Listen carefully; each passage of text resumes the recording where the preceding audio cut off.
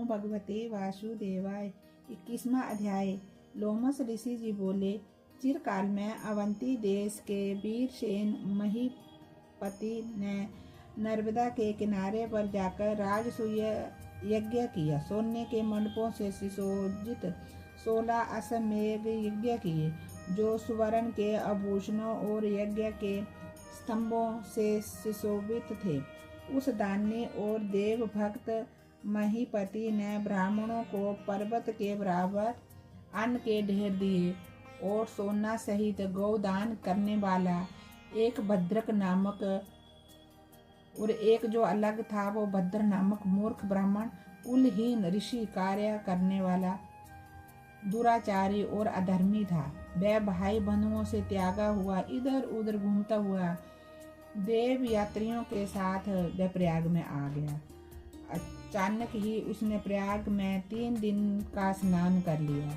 वह विप्र 3 दिन के स्नान मात्र से निष्पाप होकर प्रयाग से घर लौट गया। इसके बाद राजा और उस ब्राह्मण की एक ही दिन मृत्यु हो गई। मैंने उन दोनों को बराबर इंद्रलोक में देखा। तेज, रूप, बल, स्त्री वस्त्र, अलंकार तथा पारिजात की माला से दोनों ही समान शोभित थे। इन दोनों के आगे नाचना और गाना हो रहा था। ऐसा देखकर उस क्षेत्र का क्या महत्व कहा जाए। ये ब्राह्मण, प्रयाग में माघ स्नान करने से राजसूय यज्ञ के बराबर होता है। गंगा यमुना के संगम में माघ महीने की हवा से अधर्म का स्पर्श नहीं होता तथा वह भी बड़े बड़े दुखों को नष्ट करती है। किसी भी तीर्थ में किए हुए पाप का फल माघ महीने में प्रयाग में स्नान करने से विलीन हो जाता है। यहाँ पर मैं तुमसे 50 मोचन पाप का एक पुराना इतिहास कहता हूँ, सावधान होकर के सुनो। इसको अप्सराएं की कन्या और तुम्हारा पुत्र भी सुने। मेरे प्रसाद से स्मृति प्राप्त करके ये 50 योनि से छूट जाएंगे। पुराने समय में देवदूती नाम वाला गंभीर और वेदों का पारगत एक वैष्णव ब्राह्मण था। उसने 50 को निर्मुक्त किया। वेद निधि जी बोले, वह कहाँ का रहने वाला था और किसका पुत्र था और उसका क्या नाम था और किसने उसको वैष्णव बनाया और किस 50 को उसने मुक्त किया। हे महामुनि, ये सब विस्तार पूर्वक कहिए। लोमस जी ने कहा, कल्पाक्ष में निकली हुई सुंदर सरस्वती नहर के किनारे पर पर्वत के समीप में इसका रहने का स्थान था, जहाँ साल, ताल, तमाल, बेल, बगुला, इमली, चिरबेल, आम, चंबक, सुवर्ण, कोबीदार, केसर, पीपल, तलिक, कर्णिकार, कुंभीर, बाबीर, शेलू, चंबीर, भांति भांति के पौधों से वे आश्रम शोभ्यमान था। जंगल के बीच में पुण्य जल वाली सरस्वती नदी बहती थी। वहाँ पर सारस मीठे स्वर से गूंजते तथा कोमल शब्द करते थे और भौरे गुजराते थे। तोता तथा मैना का बड़ा कौतूहल रहता था। उस श्रेष्ठ जंगल में अनेक प्रकार के पशु चरते थे। वह जंगल सदैव फल फूल तथा परागकरण से धूमिल रहता था। संपूर्ण वन मधुमक्खियों के छत्ते से पूर्ण था। नए नए पत्ते तथा मंजरियों से व्याप्त लताएं पेड़ों में ऐसे लिपटी थी जैसे प्रिया से आलिंगन किया हुआ बल्लभ सुशोभित होता है। उस ब्राह्मण के साप के भय से वहां पर हवा भी मंद चलती थी। मेघ ओला वृष्टि करते थे तथा सूर्य जल वनस्पति इत्यादि को नहीं सुखाता था। बिना उपद्र के इस जंगल में सिद्ध पुरुष निवास करते थे। ये जंगल चैत्यरथ वन के समान प्रसन्नता देने वाला था। इसी में द्विजवर धर्मात्मा देवदूती सुमित्र ब्राह्मण का पुत्र, जो लक्ष्मी के वर से पैदा हुआ, रहता था। अब उसके नियम सुनो। वह सदैव आत्मा को स्थिर करने वाला था। गर्मी के दिनों में नित्य प्रति अपने नेत्र सूर्य की तरफ रखता था। वर्षा के समय वे खुले मैदान में बैठकर तप करता था। कठिन हवा चलने पर हिमालय पर्वत की तरह निश्चल रहता था।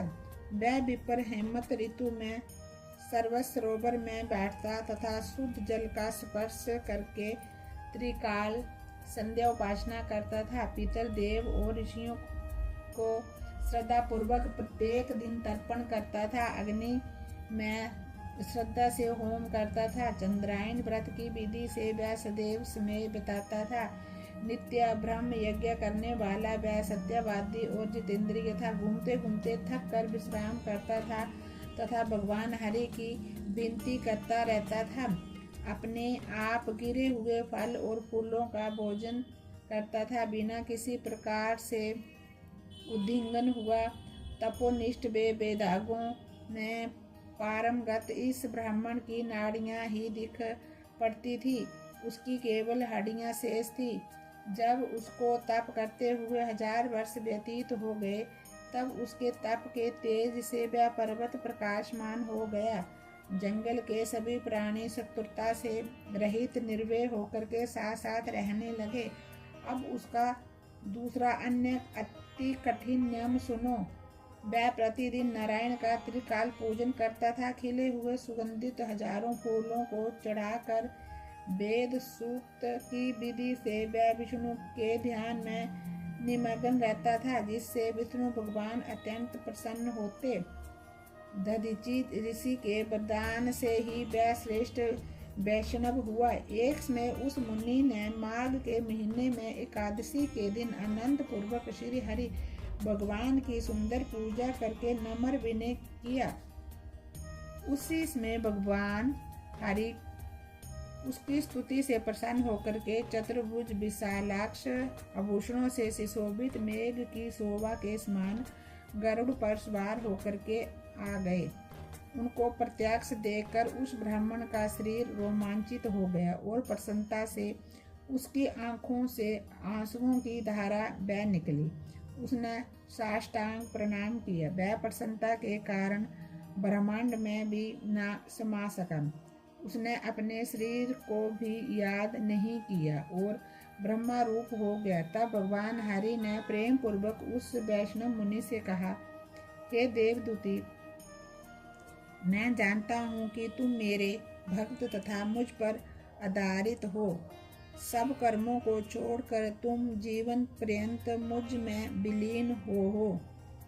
हे पाप रहित तुम्हारे श्रोत्र से मैं अत्यंत प्रसन्न हूँ। तुम वीर हो, तुम वर मांगो। लोमस ऋषि ने कहा। इस तरह भगवान हरि के शब्दों को सुनकर के उस तपस्वी ने प्रसन्नता से आंखों को बंद किए हुए ही लड़खड़ाती वाणी से कहा, हे देवों के देव, हे कमल नयन, अपनी माया से ही शरीर धारण करने वाले, हे देव, आपका दर्शन तो देवताओं को भी दुर्लभ है। इससे मैं आभारी हूँ।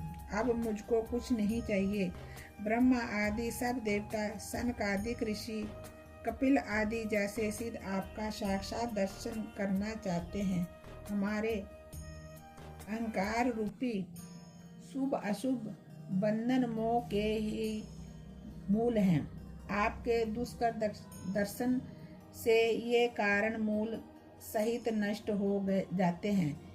मेरे जन्म कर्म और बुद्धि का फल स्पष्ट हो गया, जो मुझको आपका दुर्लभ दर्शन हुआ। हे जगत के स्वामी, इससे बढ़कर और क्या चाहिए।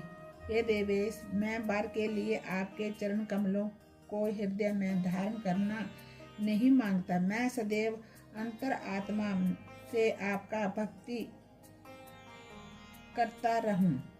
बस मैं यही वर मांगता हूँ कि आप में मेरी भक्ति सदैव अचल रहे।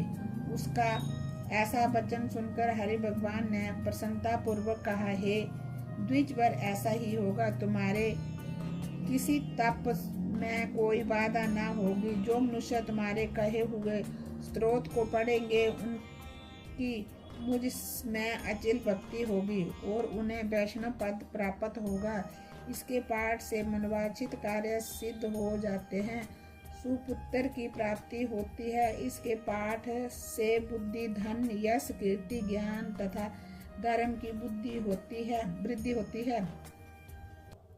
इस पाठ से धर्म की वृद्धि होती है। भूत, पिशाच, बेताल आदि पाप नहीं आते। योग सागर नामक ये स्तोत्र अत्यंत पवित्र है। जो इसका पाठ करता है वह अक्षय सुख पाता है। बोलिए विष्णु भगवान की